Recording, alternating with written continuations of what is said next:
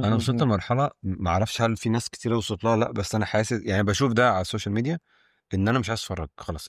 انا زهقت وتعبت، مهم. وحاسس ان انا الكره اللي باخدها من ده اقل كتير من الحوارات اللي بتحصل.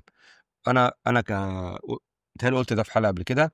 احمد عز المحلل الفني احمد عز، آه، كان مره طالع في بودكاست مع نصوحي، فكان بيقول له يعني احنا بناخد مشاكل اكتر من بناخد كوره، فانت بتديني ايه مقابل كل الدوشه اللي انت عاملها في دماغي دي؟ انا محتاج اقعد 90، تسحلني في انا محتاج المحكمه اقعد وتسحلني مش عارف 90 الاسم. دقيقه اتفرج على كوره، اتبسط او ازعل عشان فريقي خلص واخش انام اشوف شغل تاني يوم. مظبوط. انما انت واخدني معاك من المحكمه، واللعيب ده واخدني معاه الاسم، واللعيب ده واخدني معاه الشارع وحواراته ومشاكله، ويا ريتني في الاخر باخد حاجه جامده. لا انا ما بتفرجش على حاجه جامده في الاخر. عارف ليه الناس فاهم مسحولة مع قصدي؟ الكلام ده؟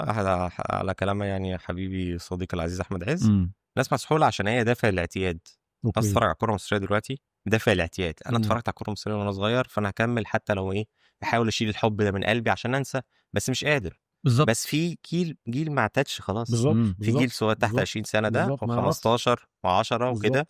كل ناس معلش كتيرة برضو بشوف عاطل، انت بتتكلم ان زمان انت لو جيت سالت حد وقلت له 96 مثلا المنصوره كان فين؟ المنصوره لا، المنصوره كان في الممتاز بيلعب الزمالك كسبه.